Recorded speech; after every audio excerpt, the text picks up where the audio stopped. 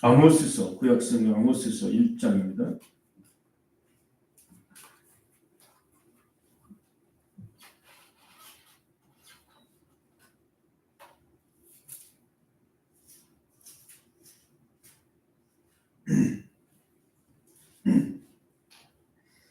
여러분께서 이 매일 중학교에 오시면 창세기 때 계시록까지 빠지지 않고, 물론 시간이 부족하기 때문에 다 읽지는 못하지만 또 덜 읽은 부분은 집에 가서 잠깐 읽으면 돼요. 아멘.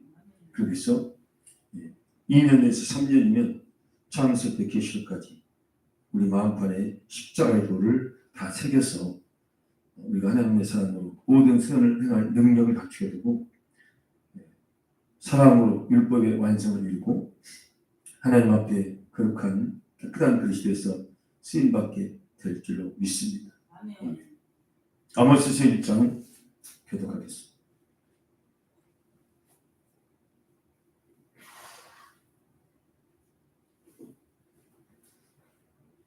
구약성경 1275페이지.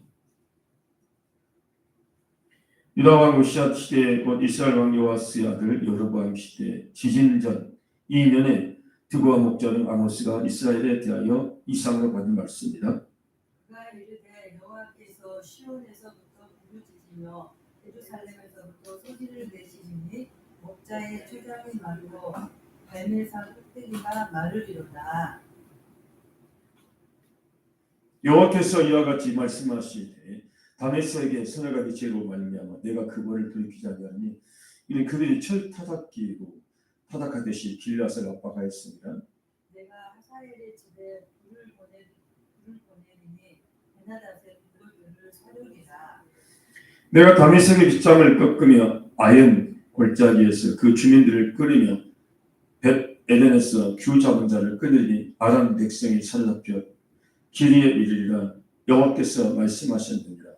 여호와께서 이와 같이 말씀하시되 하사엘 선악하기 죄로 말미암아 내가 그 벌을 돌이키지 아니하리니 이는 그들이 모든 사로잡은 자를 서로 에돔에 넘겼습니다. 내가 가사성에 불을 보내리니 그 궁궐들을 사르리라. 내가 또 아스돗에서 그 주민들과 아스글론에서 규를 잡은 자를 끊고 또 손을 넓혀 에그론을 치리니 블레셋에 남아있는 자가 멸망하리라.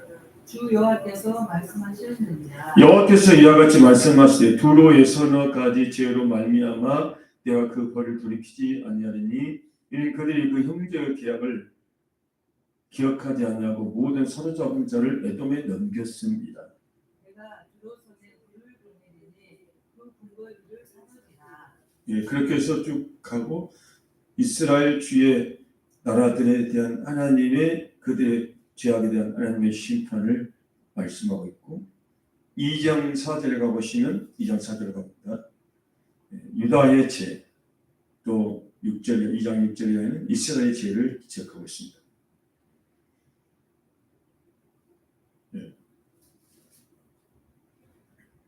아모스서는, 아모스란 이름의 뜻은 진진자, 진진자는 뜻입니다. 진진자. 원래 아모스는 출신이 아주 평범한 목동이고 또 꽁나무를 재배한 그런 자였습니다. 그런데 어느 날 하나님의 말씀이 아모스에게 임해서 하나님의 말씀을 대언하게 된 것입니다. 할렐루야. 하나님께서는 그 일꾼들을 쓰실 때 스펙에 관계없이, 학력에 관계없이, 언변에 관계없이, 진짜 사람이 악하고 선하고 그 관계없이 하나님께서 일방적으로 택하셔서 쓰시는 분이 하나님이십니다. 아멘. 근데 대개가 하나님께서 쓰시는 분들은 신앙적으로 볼 때 별 볼 일 없고, 별 내세울 것이 없고, 어떻게 지극히 작은 자, 약한 자, 가난한 자, 이런 자를 주로 많이 쓰시는 것을 볼 수 있습니다. 그리고 우리가 하나님 앞에, 사람 앞에 약하다고, 또 가난하다고, 가방끈이 짧다고, 언변이 부족하다고, 아니 내가 성품이 부족하다고 그렇게 주저할 일이 아니고, 하나님께서 우리에게 말씀하시면 그 말씀 붙잡고 실천하면서 증거하는 하나님께서 반드시 좋은 결과를 우리 인생을 통해서, 우리 사역을 통해서 주실 줄로 믿습니다. 아멘.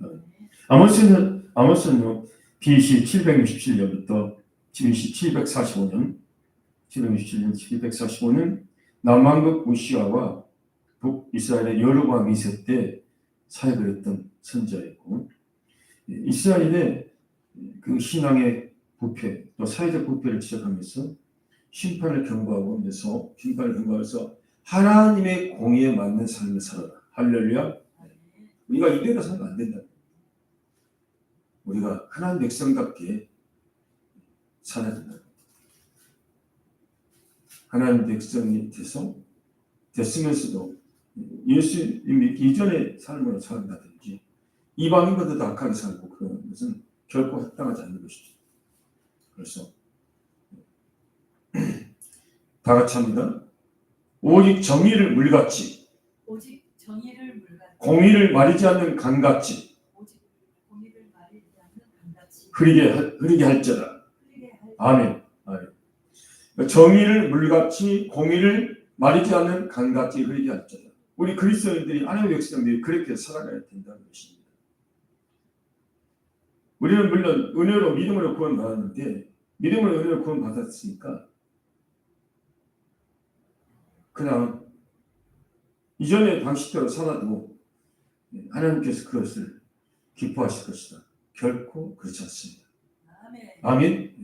믿음으로 얻게 된 우리는 은혜로 믿음으로 얻게 됐지만 이제는 구원받기 합당한 자로서 하나님의 아름다운 답을 선전하는 그런 정의의 삶과, 정의만이 아니라 거기에 사랑과 정의가 함께 조화를 이루는 그런 삶을 살아가야 될 줄로 믿습니다. 아멘. 이방인들이나 세상 백성들은 나름대로 자기만의 어떤 성공 방식을 쫓아서 자기만의 이익을 추구하는 삶, 자기 이기적인 삶을 그렇게 살지만 우리 하나님 백성들은 그렇게 살지 않고 정의를 하수같이, 공의를 흐르는 물같이 사랑과 진리를 실천하는 그런 삶을 살아가야 된다는 것입니다. 아멘. 아멘. 그러니까 그렇게 하면 이 땅에서 어떤 성공을 얻고 이 땅에서 어떤 지위에 오르기 위해서가 아니라 이미 우리는 그리스도 안에서 영원한 생명을 얻었고 그리스도 안에서 우리는 하늘에 앉아 있고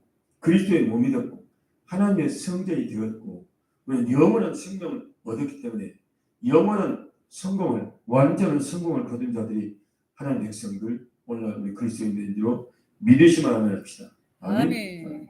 그렇기 때문에 이제 우리는 여유를 가지고 우리가 사는 것은 하나님의 영광을 위해서, 하나님의 아름다운 답을 선전하고 복음을 전하기 위해서 그리스도의 향기를 나는 삶을 살기 위해서 사는 것이지 더 이상 이 땅에서 무엇을 인간적으로 육신적으로 더 성취하고 뭘 이루고 더 얻고 그런 목적을 사는 것이 아닙니다. 우리는 영혼을 위해서 살아가야 됩니다. 할렐루야. 아멘.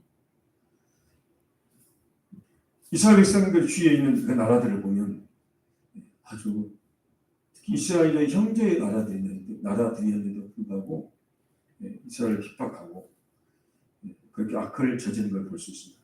1장 3절을 보시면 다메섹은 당시 수리아 아람의 수도가 다메섹이었어요. 다메섹 그 수리아의 아람 나라 수리아의 그 죄는 무엇인가? 철 타작기로 타작하듯 길앗은 이스라엘 땅을 말하는데 이스라엘 길앗 사람들을 압박했다는 것입니다. 다메섹은. 그리고 1장 6절에 보면 가사 블레스에 속한 가사의 죄는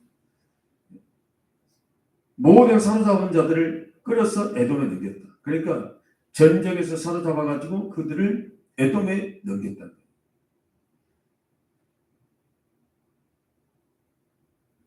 또 구절을 보시면 두로의 죄는 형제의 계약, 구절에 두로의 죄는 형제의 계약을 기억하지 않냐. 그러니까 평화의 계약, 이런 어떤 전쟁 포로의 그런 계약이 있는데 그걸 기억하지 않냐고 전쟁에서 모든 사로잡은 자를 또 에돔의 전쟁 포로를 노예로 넘기고 넘겼다는 것입니다. 또 11절에 에돔의 선회가 죄는 뭐냐? 에돔의 죄는 형제를 쫓아가며 공의를 버리고 맹렬 화를 내고 불을 끄듯이 품었다. 에돔은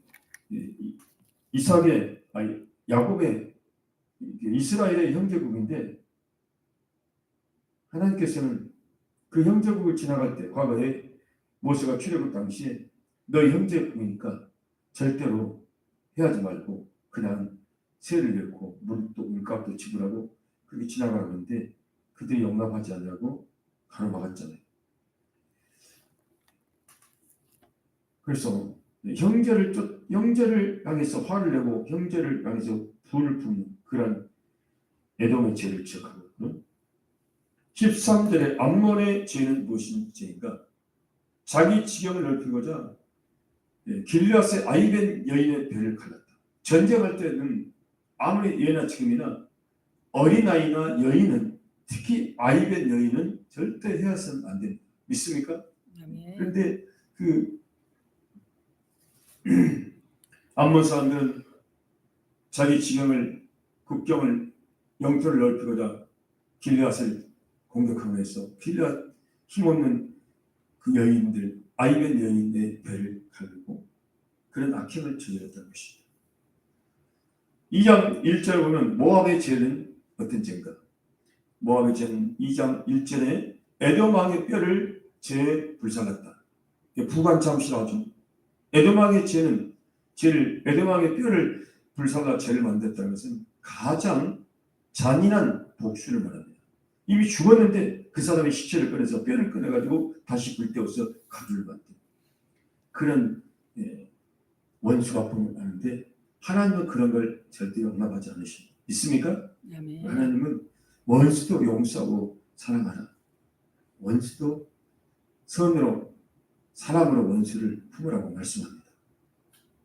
아멘.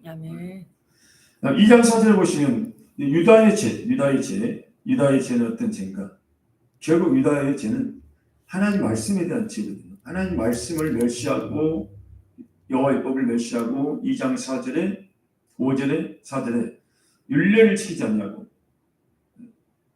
또 거짓 것에 미혹되고 여호와의 법은 곧 하나님의 말씀을 말하고 율례도 하나님의 말씀인데 율례라는 것은 율례는 율법의 계명을 율법의 개별적인 율법에 대한 개별적인 교훈들 율법에 대한 율법을 더 세분화시킨 그런 교훈들입니다. 의식적이고 도덕적인 그런 명령을 포함한 의식적이고 도덕적인 명령을 포함한 율법에 관한 세밀한 그런 명령들인데 율례를 지키지 않냐고 거짓 것은 우상을 말하는데 거짓 것에 미혹됐다는 것이죠. 우리가 우상에 미혹되지 않도록 항상 우리는 끼어 있어야 됩니다. 진리의 말씀으로 끼어 있어야 돼요. 아멘. 그래서 어떤 정죄에 가는 말을 그대로 믿는다. 그건요, 정죄가 하는 말은 무당이 하는 말은 실제로 타락한 천사가 무당을 통해서 무당이 거짓된 걸 보여주고 그래서 거짓 환상과 꿈을 보고 그걸 말하는 것이거든요. 사람을 미혹하기 위해서. 거기에는요 어떤 그 신적인 능력이 있습니다. 그래서 무당이 작두를 타잖아요. 무당이 신이 말이에요. 그 타락한 천사의 신을 말하죠. 타락한 천사의 능력을 말하죠. 또 그 무당이 과거를 마칩니다. 과거를 알아내요. 다 알죠. 귀신이니까. 타락한 천사니까. 그 미래를 어느 정도 예언합니다. 미래를 예언해요.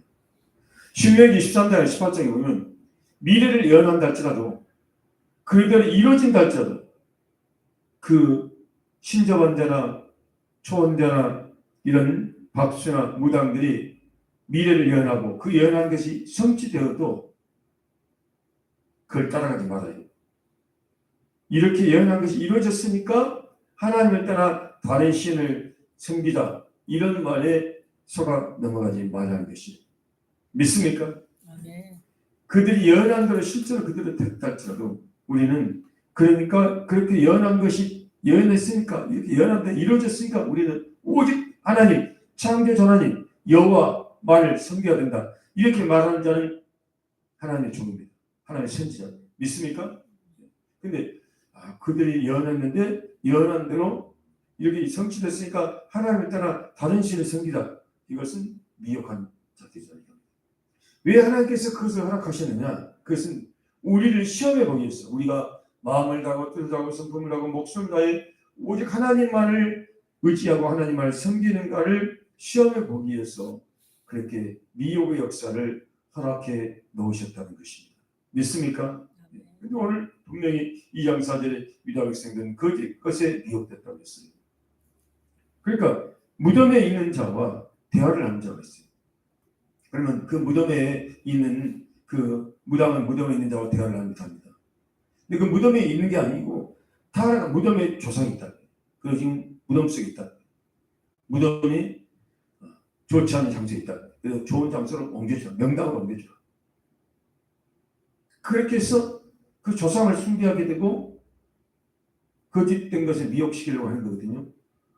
사람이 죽으면 물론 무덤을 얻은 묘를 좋은 곳에 이렇게 묘를 할 수는 있어요. 하지만 그것이 인간의 생사복을 주관하는 것이 아닙니다.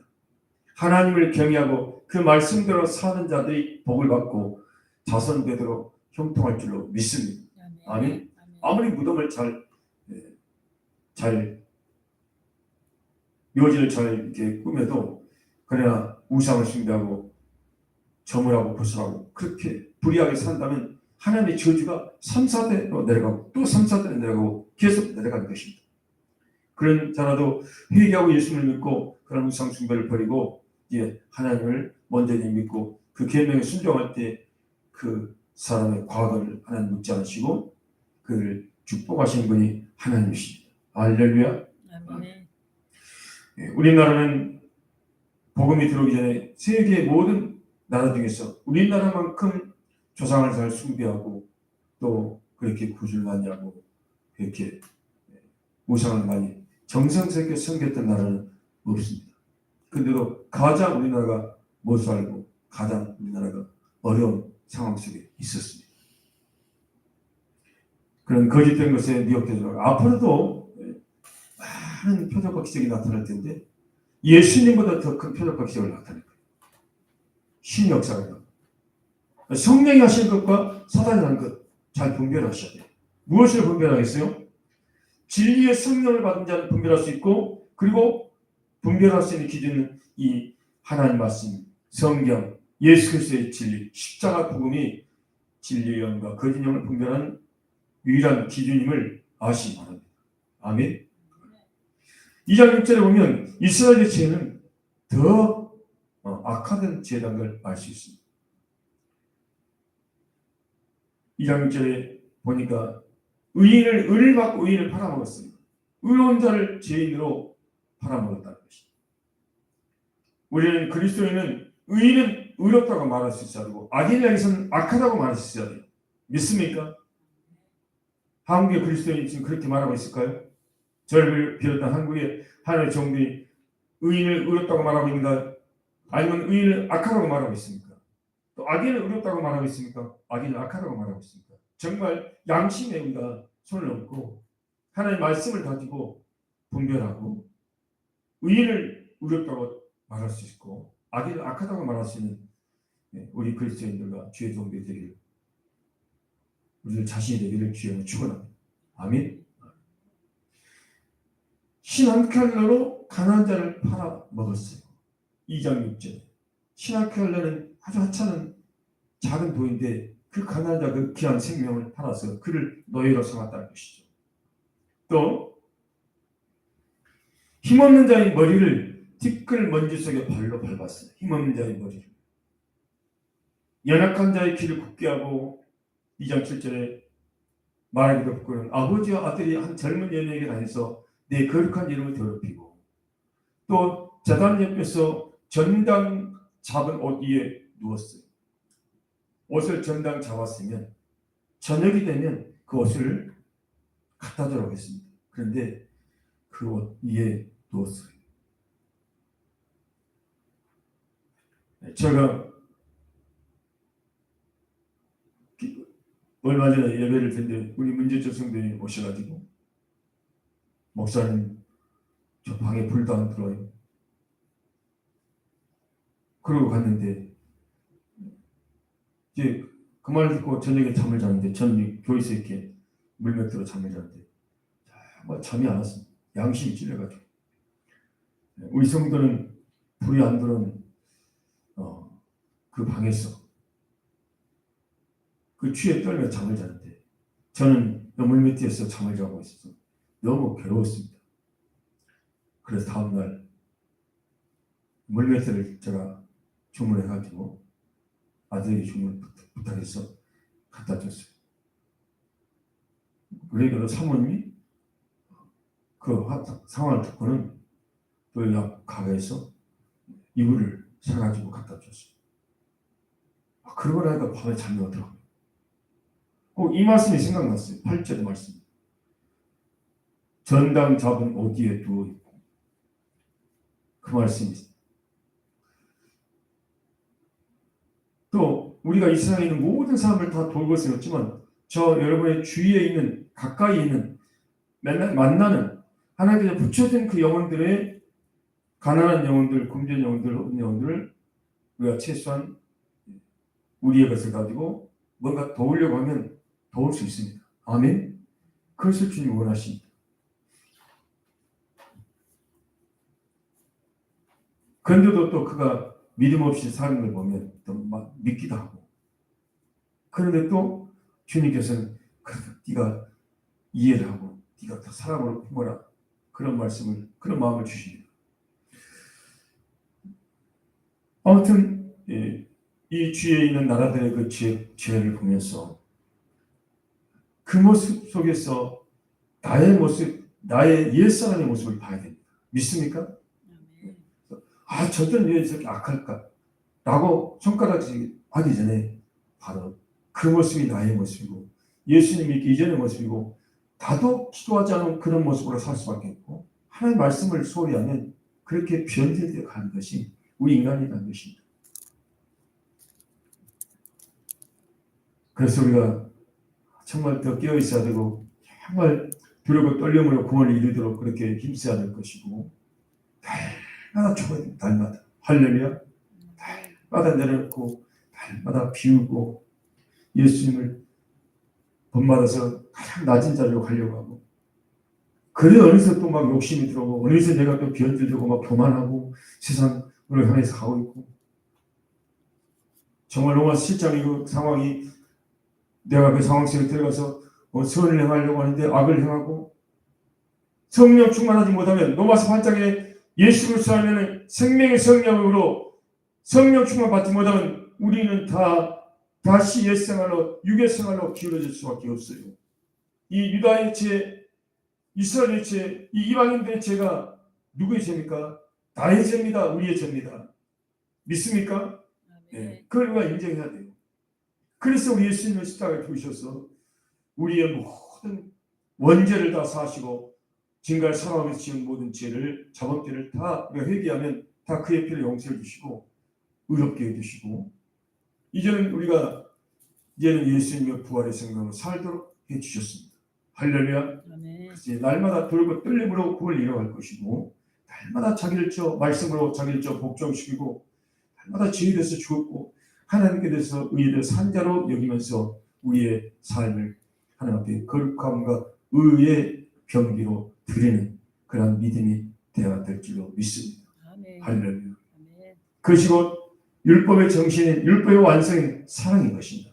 사랑의 넓이와 길이와 높이와 깊이와 어떠함을 깨달아 하나님의 모든 충만하신 것으로 충만해져서 불법이 성함으로 사랑이 메말라간 이 시대에 우리가 사랑의 사도들이 되기를 주의 이름으로 축원합니다. 하나님 아버지 감사합니다. 저희들 입술로만 사랑했지 이전부터 말과 혀로만 사랑하지 실제로 내 삶을 돌이켜보면 사랑이 너무나 메말라 있습니다. 실천이 없습니다. 이보라만 사랑을 외치고 있습니다. 정말 거짓된 종이요, 위선적인 종이요, 가증한 종입니다. 주님, 먼저 이 종을 용서하시고 이 종을 변화시켜 주시고 새롭게 하여 주시고 저희들을 모두를 변화시켜 주시고 새롭게 하여 주시옵소서. 사랑을 실천하는 자들이 되게 하여 주시옵소서. 남들을 향해서 비난하고 남들을 정죄하고 비판할 것이 아니라 먼저 그 비판과 정죄의 잣대를 우리 자신에게 들이대면서 내 자신부터 변화되고 내 자신부터 사랑을 실천하는 그런 진정한 그리스도인들이 되게 하여 주시옵소서. 우리 목사님, 손정 목사님처럼 정말 사랑의 원자탄들이 될 수 있는 그 사랑의 사도들, 사랑을 율법의 완성인 사랑을 더 넓히고 더 강화시키고 더 완성시키는 그런 사랑의 사도들이 되게 주시옵소서. 예수님 이름으로 기도합니다.